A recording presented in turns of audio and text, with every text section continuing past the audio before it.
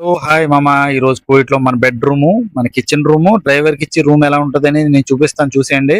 ఇది నా room. Welcome to my kitchen. ఇది వచ్చేసి నా కిచెన్ రూమ్ అనమాట.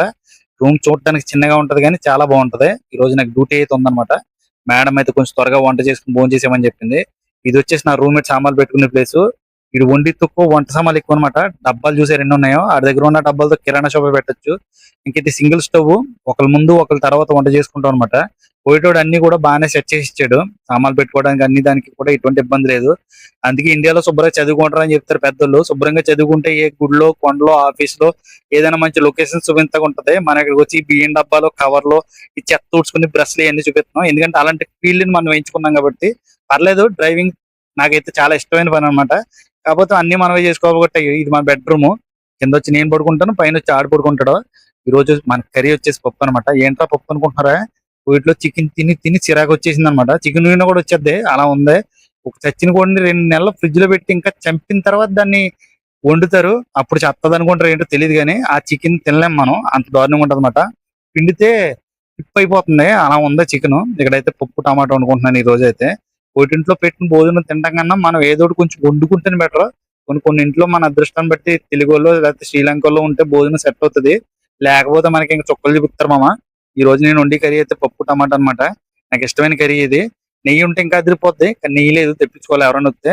దీనికి తాలింపులు వేయాలి కాబట్టి తాలింపులు కూడా రెడీ చేశాను. దీనికి కావాల్సిన జీలకర్ర అన్ని కూడా రెడీ చేశాను. తాలింపు పెట్టుకుంటే పప్పు టేస్టే వేరు. మన ఇంటి దగ్గర అయితే 10 ఇంట్లో అవతలకు వస్తది. ఇక్కడ పప్పు అయితే అంత టేస్ట్ ఉండదు. కాకపోతే పప్పు తిన్నామనే ఫీలింగ్ ఉంటది. అంటే నేను ఇక్కడ తాలింపు వేస్తుంటే బయట ఆడి తాలింపు వేస్తున్నట్టున్నాడు. సౌండ్ అయితే చాలా గట్టిగా వస్తుంది. ఎక్కడ పెడుతున్నాడో తెలియదు కానీ 2-3 బాంబులు అయితే పడ్డామమ్మా. సైరన్ కూడా ఇచ్చేసాడు. పొద్దుటే అలారం పెట్టుకునే వాళ్ళం, కానీ ఇది పడుకోకుండా మొత్తం ఇది సైరన్ తోటే మనకి ఇదే గోల కింద ఉందన్నమాట. ఎవ్వరికి ప్రశాంతత అన్నది లేదు. ఎప్పుడు ఎవరి మీద ఏం పడుతుంది అని భయపడి వస్తున్నారు ఇక్కడ. ఫైనల్ గా మన పప్పు అయితే రెడీ అయిపోయింది. పప్పు టమాటా తాలింపు అయితే అయిపోయింది. ఇంక దీనికి సాయం మనం ఒక్క ఆమ్లెట్ వేసుకున్నాం అంటే దీంట్లో ఇంకా మనం తినేయచ్చు. మేడం ఎలాగో డ్యూటీ ఉందన్నది కాబట్టి త్వరగా తేల్చుకుని మనం తినేయాలి. బయటకి వెళ్తలేదు తెలియదు, ఎందుకంటే బయట ఆడి తాలింపు పెట్టేస్తున్నాడు ఎరానోడు. మొత్తం మీద 2 గుడ్లు బద్దలు కొట్టి అయితే ఆమ్లెట్ అయితే రెడీ అయిపోతున్నాం. ఆమ్లెట్ అంటే నాకు చాలా ఇష్టం అన్నమాట.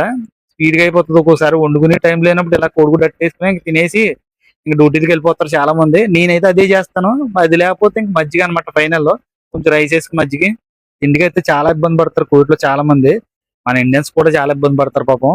డ్యూటీస్ అయ్యి టైంకి తినడానికి లేకుండానే. ఒకవేళ తిందామని వచ్చిన సరైన భోజనం లేని కొంపలు కూడా చాలా ఉంటాయి. నేను వండుకున్న వంట 2-3 తింటాం. నాకు పక్కన డ్రైవర్లు కూడా ఉన్నారు. వాళ్ళు ఏమైనా తెస్తే నేను ఏమన్నా వండితే వాళ్ళు తింటాం అనమాట. నాకు కిచెన్ రూమ్ ఇవన్నీ ఉన్నాయి. ఇంకా నా పక్కన ఉన్న వాళ్ళకి అవి కూడా లేవు. వాళ్ళకి కోటింట్లో పెట్టిందే తినాలి పాపం వాళ్ళు. నేను ఇంకా ఏదైనా వండుకుంటే వాళ్ళు ఏదైనా తెచ్చిస్తారు నాకు. నేను వాళ్ళకి వండి పెడతాను. నేను వండుకున్నది కూడా వండి పెడతాను అనమాట. అలా షేర్ చేసుకుంటూ ఉంటాం ఒక బ్రదర్స్ లాగానే. ఎందుకంటే ఒకళ్ళు అలా ఉంటే మనం కూడా చూస్తూ ఉండలేం కదా. గల్ఫ్ లో అందరూ కూడా ఇంకా అన్న తమ్ముళ్ళకి కలిసే ఉంటాం. ఇక్కడ కాస్ట్ ఫీలింగ్ అటువంటి ఏమి ఉండమాట. అది ఒక సంతోషం ఇక్కడ. ఎవరు వచ్చినా కూడా చూసుకుని ఆలోచించుకుని ఏదైనా బెటర్ గా ఇండియాలో అనిపిస్తే ఆగిపోండి. రావాలనుకుంటారండి, వచ్చి కష్టపడి చేసుకుంటే గల్ఫ్ లో కూడా మంచి జీవితం ఉంటది. కానీ గల్ఫ్ కి వెళ్తున్నాం కదా, మనం అన్ని చేసేస్తాం కదా. కానీ ఇంటికాడ విచ్చలవిడిగా ఖర్చు పెడితే నాకులా ఉంటది అనమాట. తోలు తీరిపోతే సామాన్యంగా ఉండదు. ఖర్చు పెట్టినంత ఈజీ అయితే కాదు. ఫైనల్ గా మన పప్పు ఆమ్లెట్ అయితే రెడీ అయిపోయింది. చూడటానికి అది ఇంటికాడ ఉన్నట్టే ఉన్నాయి ఫుడ్. చూడటానికి టేస్ట్ ఎలా ఉంటుంది చూడాలి. ఈలోగా మా మేడం ఫోన్ చేసి జిమ్కి అయితే వెళ్ళమంది అనమాట. ప్రతి సామానం కూడా మా ఇంట్లో నాకే మెసేజ్ వస్తుంది. వాళ్ళు వెళ్ళరు, అది రెస్పెక్ట్ కాదు. ఆడు ఉన్నాడు కదా పట్టుకొస్తాడని. అదనమాట, డ్రైవర్ ఉన్నాడు కదా ఆడు తీసుకొస్తాడు, శాలరీ ఇస్తున్నాం కదా అని. వాళ్ళు అయితే కనీసం ఉప్పు కూడా తెచ్చుకోరు. ఇంకా అన్ని మనమే తీసుకురావాలన్నమాట. పోనీ మనం కూడా కష్టపడటకు వచ్చాం కాబట్టి అన్ని తెలుసుకుంటాం. ఇంటి దగ్గర ఉండగా మనం తల్లిదండ్రులు ఏం చెప్పినా కూడా ఎక్కడికి వెళ్ళి ఎవరైతే పెట్టారంటే అలా అని చెప్పేసి వెళ్ళిపోతాం ఇంట్లో నుంచి బయటికి. ఇక్కడ అలా కదమ్మా, ఇంకా అన్ని కూడా మనమే పట్టుకోవాలి. అన్ని ఆలోచించుకునేదే రండి. ఇక్కడ సామాన్యంగా అయితే ఏముండదు. వాళ్ళకి కావాల్సిన డైపర్లు కూడా మనమే పట్టుకోవాలి. చాలా ఇదిగా ఉంటుంది పని అయితేనే. నెక్స్ట్ వీడియోలో మళ్ళీ కలుద్దాం. వీడియో నచ్చితే లైక్ చేసి ప్లీజ్ సబ్స్క్రైబ్. బై.